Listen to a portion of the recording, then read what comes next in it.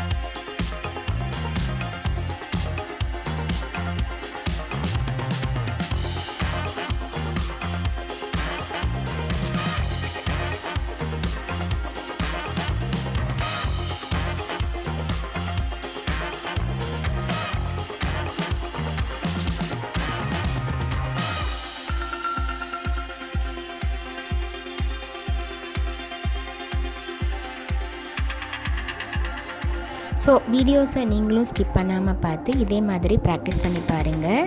And எப்படி இருக்குது அப்படிங்கிறத கமெண்ட்ஸில் போஸ்ட் பண்ணவும் மறந்துடாதீங்க.